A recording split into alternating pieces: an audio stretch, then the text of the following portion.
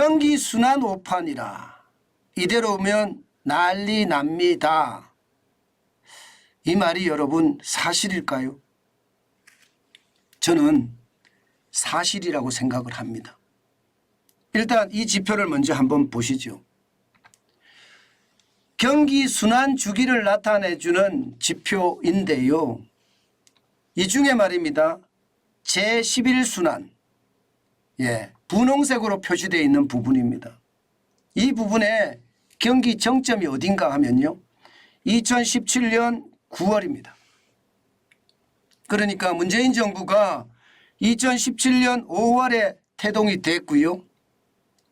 그리고 2017년 9월에 경기가 정점에 도달을 했습니다. 100.9로 말입니다. 그러면 바로 이 부분에서 말입니다.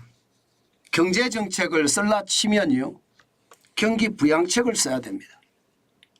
100.9가 아니라 앞서 구순환기에 보면 103.2까지 올라갔죠. 이렇게 132까지 올리는 거예요. 그렇지 않으면 7순환기에 보면 102.3까지 올라갔죠. 이렇게 올리는 겁니다. 그런데 문재인 정부는요. 그렇게 하지 않았습니다. 소득주도 성장 정책을 들고 나오면서요. 경기를 부양시켜야 되는데 오히려 냉각시켰어요. 최악으로 만드는 거죠. 그만큼 말입니다. 경기가 꼬꾸라지기 직전에 오히려 말입니다. 더 꼬꾸라지게 만들었다는 뜻이에요. 소득주도 성장이 바로 그런 정책입니다. 그 때문에 소득주도 성장 정책이 나라 경제를 제가 망쳤다고 이야기하잖아요. 이때 경기 순환에 대한 오판이 없었으면 우리 경제가 지금처럼 이렇게 최악을 맞이하지는 않았습니다. 그만큼 말입니다. 경기 순환 시기에 경제 정책을 잘못 펼쳐서 우리 경제가 고난을 겪고 있다 이렇게 이야기할 수가 있습니다. 사실 소득주도 성장 정책의 핵심이 최저임금이잖아요. 가계소득을 늘려주면 소비가 많이 일어나서 경기가 선순환으로 돌아가겠다 하는 거 말입니다. 그래서 말입니다. 2017년에 7.3%도 사실은 높거든요. 그런데 2018년에 보세요. 16.4%. 그리고 2019년 10.9%. 5년 동안 41.6%를 올립니다. 세상에나. 여러분도 알다시피 5년 동안 최저임금을 41.6%를 올리면 버텨낼 수 있는 기업이 어디 있을까요? 소상공인이 버텨낼까요? 자영업자가 버텨낼까요? 중소기업이 버텨낼까요? 중견기업이 버텨낼까요? 대기업은 버텨낼 수 있을 힘이 있을지 모르지만 중견기업 이하는 굉장히 고난을 겪을 수밖에 없는 거예요. 그만큼 말입니다. 기업의 비용이 엄청나게 늘어나는 거예요. 문제는 말입니다. 소득주도 성장 정책이 최저임금만 있는 것은 아니잖아요. 주 52시간제도 사실 소득주도 성장 정책의 일환이라고 봐야 됩니다. 이것도 말입니다. 기업에게는 어마어마한 타격을 줬어요. 주 68시간 일하는 걸 어느 날 갑자기 16시간을 싹둑 잘라내서 주 52시간제가 됐거든요. 그러면 생산성이라도 높였어야 되는데 생산성은 높지 않고요. 주 52시간제 근로하는 시간만 확 줄은 거예요. 게다가 말입니다.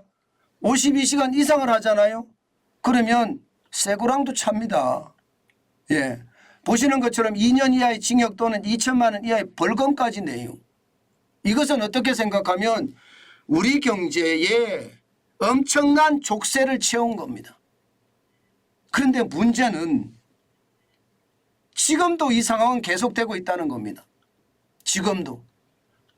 주 52시간제 윤석열 정부 와서 바뀌어진 거 없죠. 최저임금 계속해서 늘어나고 있습니다. 계속해서. 그러면 경기 순환기 최악을 맞았을 때가 2020년 5월입니다. 97.3까지 떨어졌으니까요. 지금은 올라가는 시기거든요. 이제 제12순환에 도착을 했으니까요. 이때 우리는 뭐를 해야 될까요? 경기 부양을 해야 됩니다. 경기 부양을 해야지 99.3이라는 이 수치가 100, 101, 102, 103까지 올라갈 수가 있죠.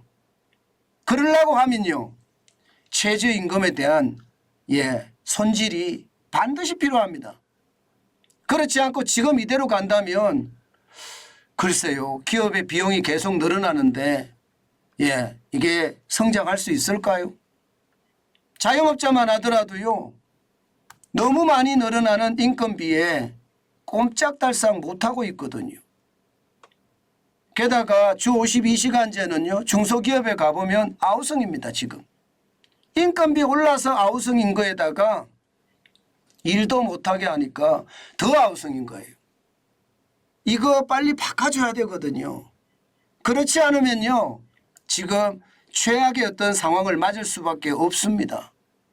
여러분도 아시잖아요. 지난 5년 동안 연평균 성장률이 1.96%밖에 안 됩니다. 2%가 안 돼요. 2%가. 이대로면 난리 난다는 게 이겁니다. 기업에 비용을 줄여줘야지 기업이 힘을 가지고 밀어붙일 수가 있거든요. 그런데 기업에 비용을 줄여주지 않으면요.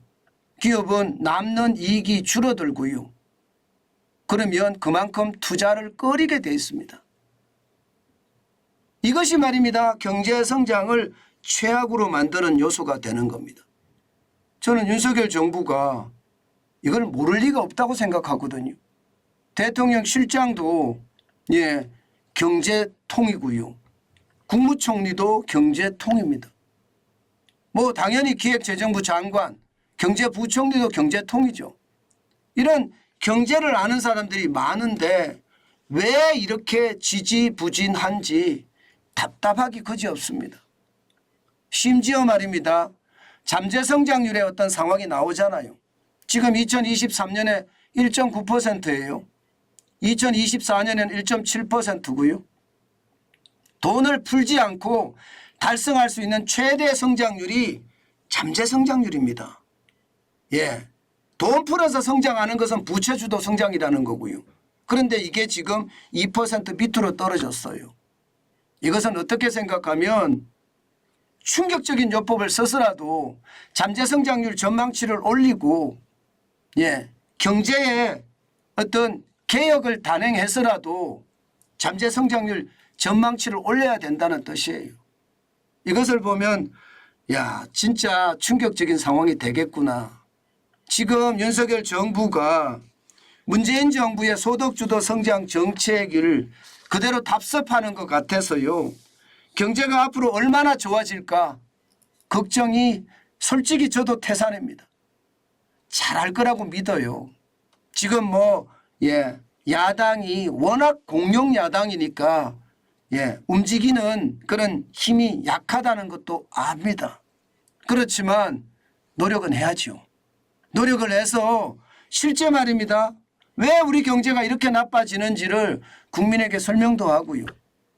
그러면서 이런 정책을 펴야 된다고 국민에게 설득도 해야 될 거 아닙니까? 그런데 그런 노력들이 참 작다. 너무 보이지 않는다. 이런 생각에 가슴이 많이 아픕니다. 아마 말입니다. 내년 총선에서 이게 가반을 확보하지 못한다면요. 어떤 힘 있는 일을 한 번도 해보지 못하고 잘못하면 레임덕을 맞는 그런 결과를 가져올 수도 있거든요. 그만큼 말입니다. 지금 윤석열 정부는요. 외교 안보는 몰라도 경제에 있어서는 점수가 빵점은 아니지만 50점도 안 됩니다. 그 정도로 나쁘다 이렇게 말씀드릴 수 있을 것 같습니다.